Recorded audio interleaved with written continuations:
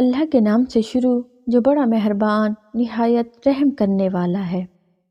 ایک یہودی کا گزر مسلمانوں کے ایک بستی سے ہوا۔ اس کے دل میں ایک ترکیب آئی، کیوں نہ میں انہیں ان کے دین کے تعلق سے ان کے دلوں میں شکوک و شبہات پیدا کروں اور انہیں ان کے علماء سے بدظن کر دوں۔ بستی میں داخل ہونے سے پہلے ہی ایک چراوے سے ملاقات ہوئی۔ یہودی نے سوچا کہ کیوں نہ اسی جاہل سے اس کی ابتدا کی جائے اور اس چراوے کے دل و دماغ میں اسلام کے خلاف شکوک و شبہات پیدا کیا جائے۔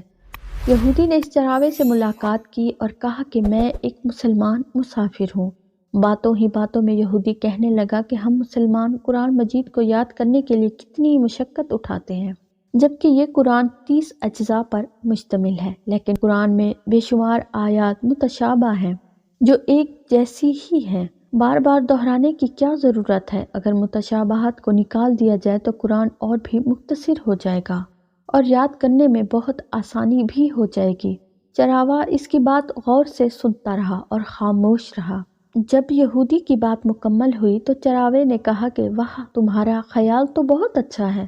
یہودی دل ہی دل میں بہت خوش ہوا کہ یہ چراوا میرے جال میں آ گیا ہے۔ پھر اچانک چراوے نے کہا کہ میرا ایک سوال ہے، تم چاہتے ہو کہ قرآن میں جو متشابہات یا تکرار ہے اس کو نکال دینا چاہیے؟ ہاں بالکل، میرا یہی خیال ہے کہ جو آیات ایک مرتبہ سے زیادہ ہوں اس کو قرآن سے خارج کر دیا جائے تو قرآن مختصر ہو جائے گا اور یاد کرنے میں آسانی بھی ہوگی۔ چراوے نے کہا، مجھے ایسا لگتا ہے کہ تمہارے بدن پر بھی بعض اعضاء ایک سے زیادہ ہیں جو تکرار پیدا کر رہے ہیں جس کا کوئی فائدہ نہیں ہے۔ کیوں نہ تمہارے 2 ہاتھوں میں سے ایک ہاتھ کو کاٹ دیا جائے، 2 پیروں میں سے ایک پیر ہی رکھا جائے، اس لیے کہ یہ تکرار ہے۔ 2 آنکھوں کی کیا ضرورت ہے؟ کام تو ایک آنکھ سے بھی پورا ہو سکتا ہے، کیوں نہ تمہاری ایک آنکھ بھی نکال دی جائے۔ 2 کان کی کیا ضرورت ہے؟ اس میں بھی تکرار ہے۔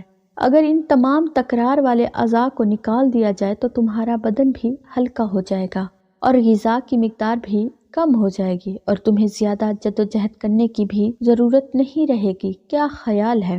یہودی اپنا سیاہ منہ لے کر فوراً اٹھ کھڑا ہوا اور اپنی راہ لی۔